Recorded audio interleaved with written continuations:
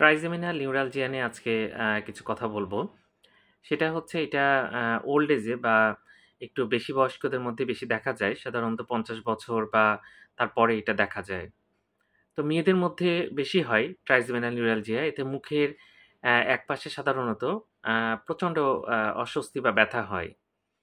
দেখা যাচ্ছে যে আমাদের যে লিপ আছে, ঠোঁট বা মাড়ি অথবা গাল অথবা চোয়াল, এখানে কিন্তু হঠাৎ করে খুব তীব্র এক ধরনের অস্বস্তিকর ব্যথা হয় এবং দেখা যাচ্ছে এটা যে খুব বেশিক্ষণ থাকে তা না। কয়েক সেকেন্ড থেকে কয়েক মিনিট থাকতে পারে। তবে সাধারণত কয়েক সেকেন্ড থাকে এবং দেখা যাচ্ছে যে খাবার গ্রহণের সময় অথবা দাঁত ব্রাশ করার সময় এটা হচ্ছে।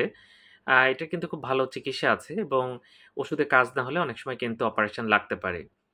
যাই হোক, ট্রাইজেমিনাল নিউরালজিয়া রোগী পাওয়া যায়। মুখের একদিকে যদি আপনার হঠাৎ করেই খুব তীব্র ব্যথা হয় এবং খুব কম সময়ের জন্য থাকে, খাবার গ্রহণ করলে অথবা দাঁত ব্রাশ করলে যদি এই ব্যথাটা শুরু হয় বা বাড়ে, অবশ্যই আপনি একজন ভালো নিউরোলজিস্ট দেখাবেন। ধন্যবাদ সবাইকে।